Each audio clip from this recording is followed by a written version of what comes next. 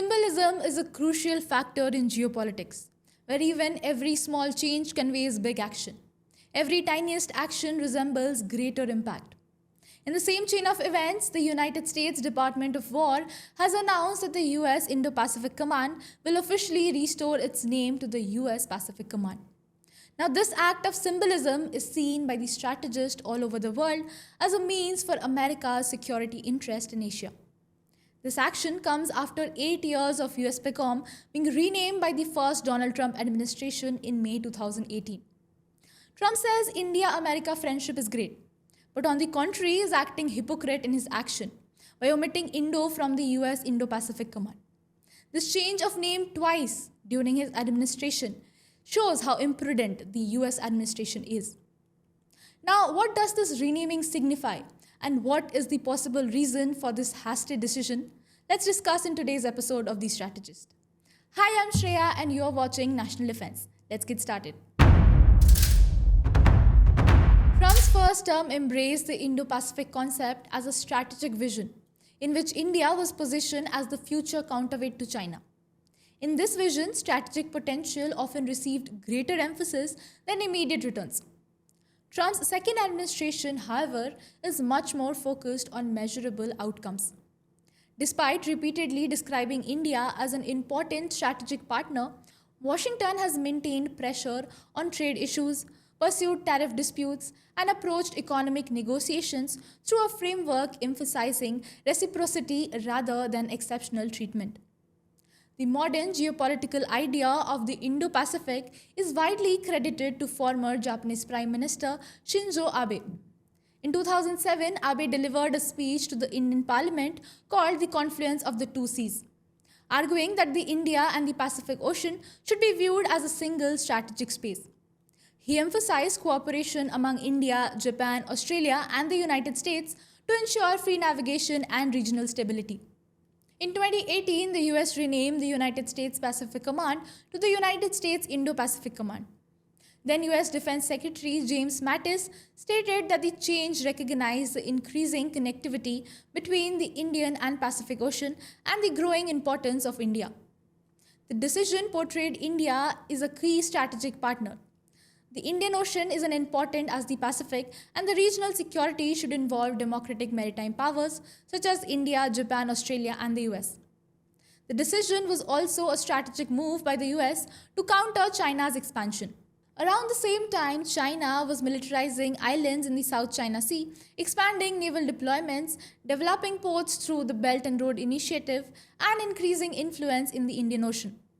The US recognized that competition with China was no longer confined to the Pacific Ocean. It extended across the Pacific and the Indian Ocean. Thus, the Indo-Pacific became the geographical framework for balancing China's influence.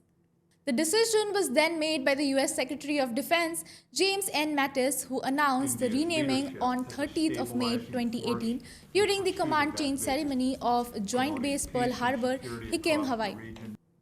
Now cut to 2026, wherein the announcing of the decision on X, US Secretary of War Pete Hegseth seemingly had an triumphant tone, which I quote, US Pacific Command is back, unquote. This move to revert the US Pacific Command effectively reverses the 2018 renaming of the commands as US Indo-Pacific Command.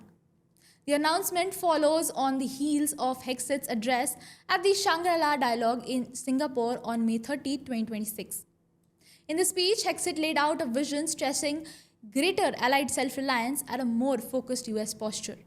Our allies across Asia do not seek constant escalation, rhetorical theatrics, or a region defined by public confrontation.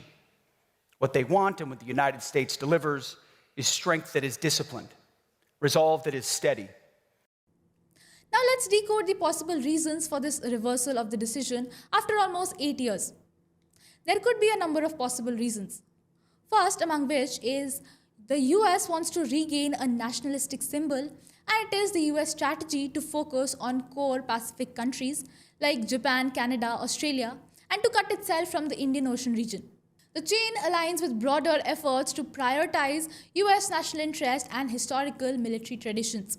Second reason could be the US wants its Indian Ocean allies to spend more on defense to take care of their own security needs instead of larger dependency on the United States.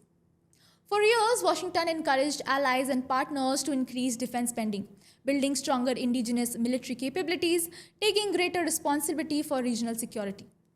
Hence, reducing emphasis on the Indo-Pacific symbolism could signal that regional powers should assume greater responsibility for securing the Indian Ocean.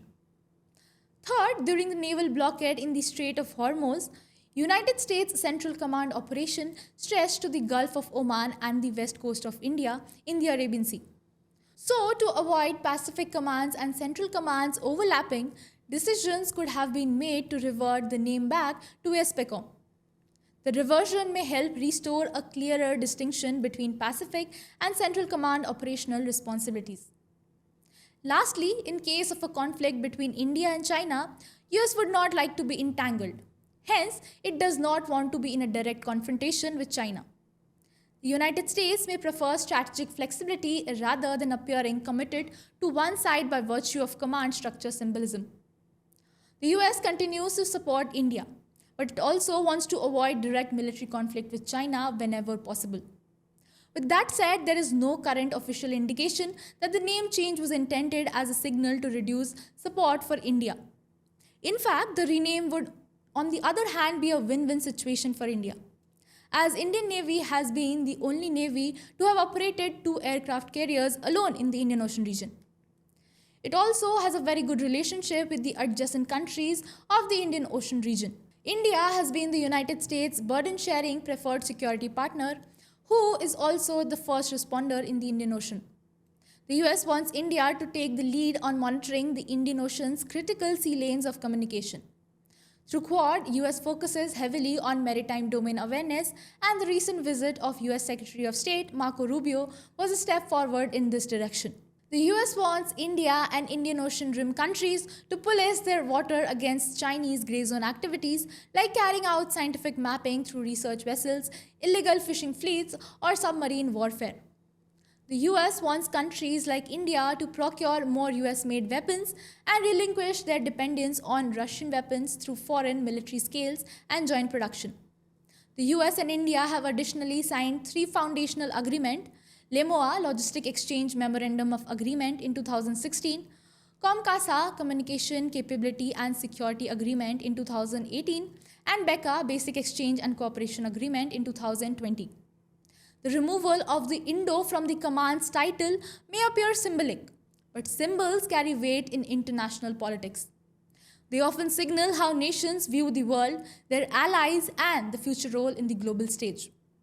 As tensions continue to shape the Indo-Pacific, the Pacific region alike, the implication of this change will be closely watched by the partners and rivals alike.